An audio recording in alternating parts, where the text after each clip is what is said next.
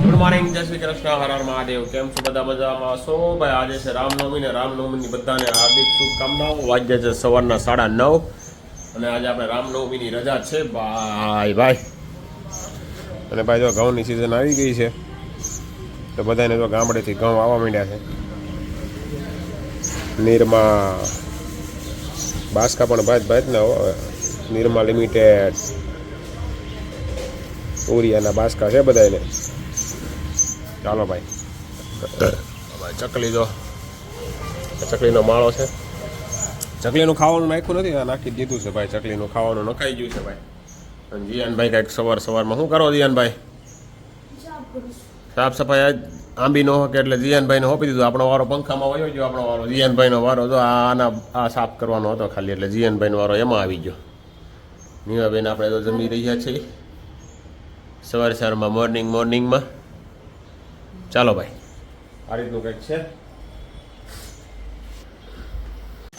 તો જીયાનભાઈ આજે પણ પાછા જો આઈસ્ક્રીમ બનાવવા બેસી ગયા છે. આજે ભાઈ પિસ્તા ફ્લેવર હોય એવું લાગે છે. પિસ્તા ફ્લેવર છે ને આજે? અમેરિકન ડ્રાયફ્રૂટ છે ભાઈ. ડ્રાયફ્રૂટ અમેરિકાના લાવ્યા તમે? પડ્યા જ છે. આમાં ઓલી જેલી નાખવી પડે. અમેરિકન ડ્રાયફ્રૂટમાં જેલી અને ઓલી ચોકલેટ ને એવું બધું નાખવું પડે. તો જીયાનભાઈ, તમને કેવું લાગે છે ડાયરેક્ટ આઈસ્ક્રીમ લઈને પૈસાનો ખાવાનો અને આ બનાવવાની મહેનત કરવાથી કેવું લાગે છે તમને? તમારો જરાક રિવ્યૂ આપો ને અમને. સારું લાગે છે? પ્લેટફોર્મ પર ચડીને અડધી કલાક આમાં મલાવવાનું હે એ નથી સારું લાગતું ને?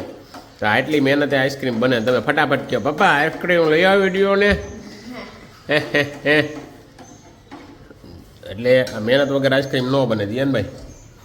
એટલે બહુ આઈસ્ક્રીમ ખાવો હોય તો આઈથી બનાવી લેવાનો, તૈયાર ઓછો ખાવાનો. શું કેવું તમારું શું કેવું લાગે? બરાબર છે, બરાબર છે.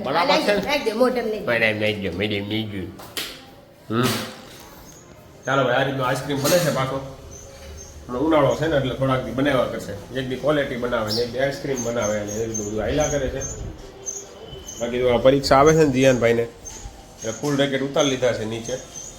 કારણ કે વાંચીને પછી અડધી કલાક છે ને માઇન્ડ ફ્રેશ કરવા માટે ફૂલ રેકેટ રમી આવે ને એટલે કસરત થઈ જાય, માઇન્ડ ફ્રેશ થઈ જાય ને પછી આવીને પાછું વાંચવાય મને. ચાલો બાકી આ રીતનું હાલ્યા કરે. ના હો ભાઈ, ખાલી મજાક કરું. ત્યાં તો ખાલી આ ઉપર ચડ્યો હતો ને જીયાનભાઈ, હાથમાં આવી ગયા ને તો એ કે તૂટી જશે ને તો રિપેર તો કરાવી દેજો. પછી હમણાં વેકેશન પડે તો રમવા થાય ને એટલા માટે.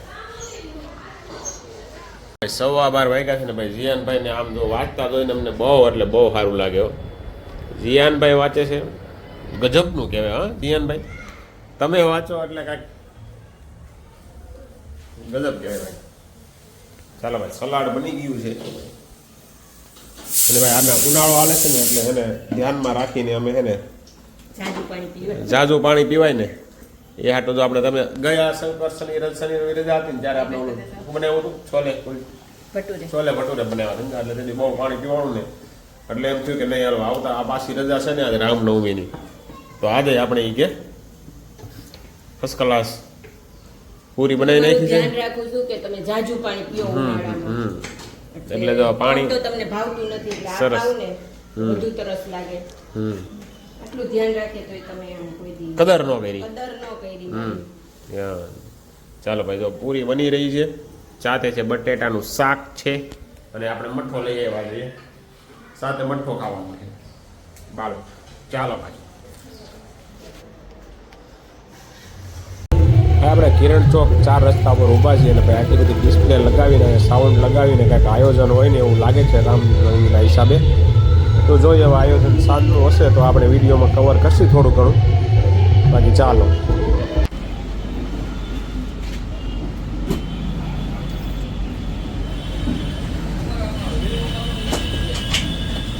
તો ભાઈ આપણે આવ્યા છીએ ભાઈ કષ્ટબંધન કાર પોઈન્ટમાં આવ્યા છીએ ભાઈ. રામનવમીની આ ગાડીની ડિલિવરી હાલે છે. તો ભાઈ ઇગ્નિસ ગાડીની અનિલભાઈ ડિલિવરી આપે છે અત્યારે. આજે ઘણી ગાડીઓ વેચા છે ભાઈ. ઘણામાં ડિલિવરી છે ભાઈ. બાકી તમારે જો વિશ્વાસપાત્ર ગાડી લેવી હોય ને તો ભાઈ કષ્ટબંધન કાર પોઈન્ટમાં આવી જતો ભાઈ. તમારે કોઈ પણ ગાડી લેવી હોય ને તો મને કહેજો તારા હું તમને કહીશ કે ભાઈ ક્યાં લેવા આવું નહીં કારણ કે આપણે લગભગ બધી ગાડી અહીંથી જ લઈ ચોથી ગાડી કષ્ટભંજનમાંથી લીધી છે 1 નંબર ગાડી આપે છે આ લોકો તમારે લેવી હોય તો તમે પણ લઈ શકો છો પણ આવી જાજો કષ્ટભંજન કાર પોઈન્ટમાં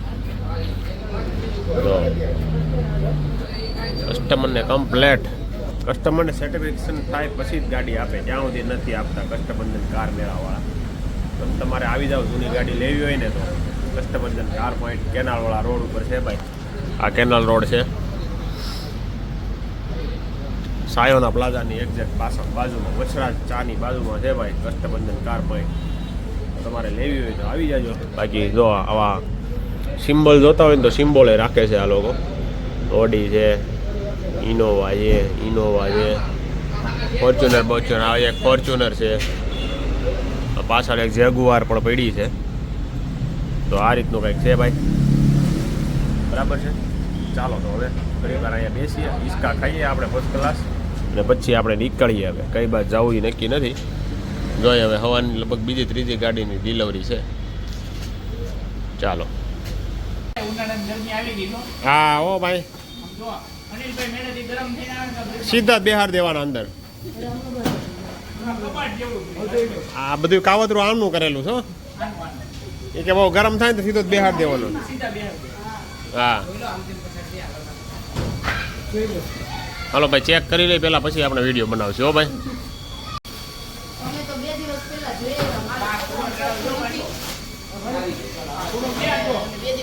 હા એ ખૂણામાં હે હા આ તમે હરખા ખૂણા મૂકજો હો ભાઈ પછી સડાવામાં ભાંગી જાય પછી તમે કહીએ અમે આ ખૂણા બુણા હરખા લગાવજો પાછા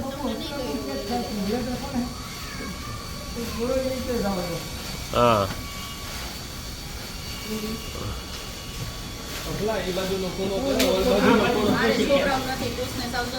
હવાઈ ન જાય એટલે કોથળી પહેરાવી દીધી ચોમાસા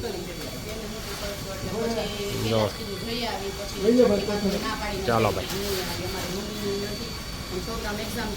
તો ભાઈ ફાઇનલી આપણે ફ્રી છે ને ચડાવી દીધું છે ઘરમાં અને અત્યારે એનું ખોખું ખોલી રહ્યા છીએ ઈ એને તણે છે બે હાથ છે આપણે એવો બનાવશે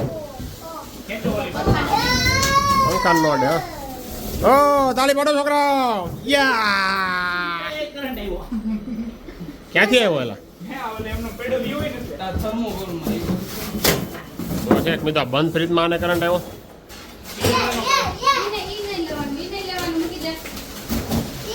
હવે નીચેનું ખોખું એલા કાઢવું નહીં પડે આપણે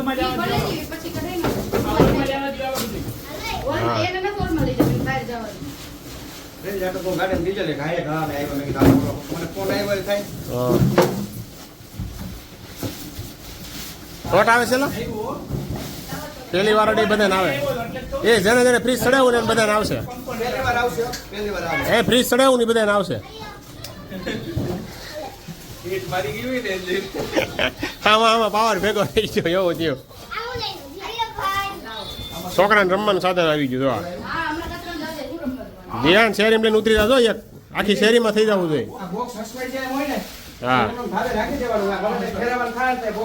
વિડીયો તમે જોઈ રહ્યા છો ને જે ફટાકડા ફૂટે એ આપણે તમને કિરણ ચોકનો મેં આજે ચાલુમાં બતાવ્યો હતો એનો વિડીયો છે ભાઈ જોરદાર આતિશબાજી થઈ રહી છે ભાઈ ત્યાં ડિસ્પ્લે લગાવીને હું ત્યાં ગયો હતો પણ કોઈ ટાઈમનો ફિક્સ હતું નહીં એટલે હું આપણે ત્યાંથી આવતો રહ્યો હતો પછી એમાં સોસાયટીની ગેટે બેઠો હતો ને ત્યાં ધડબડાટી તો ફટાકડા ફૂટવા માંડ્યા છે ભાઈ અને આપણે એનું શૂટિંગ ઉતારીને નાખ્યું છે બાકી તમને આજનો અમારો આ બ્લોગ કેવો લાગ્યો નહીં કમેન્ટ જરૂરથી કરી દેજો તમારા મિત્ર મંડળ સાથે શેર પણ કરજો ચાલો ફરી મળીશું આવતીકાલે નવા બ્લોગ સાથે તો જોડાઈ રહેજો અને અમારી ચેનલને સબસ્ક્રાઈબ જરૂરથી કરી દેજો મિત્રો અને કમેન્ટ કરવાનું ભૂલતા નહીં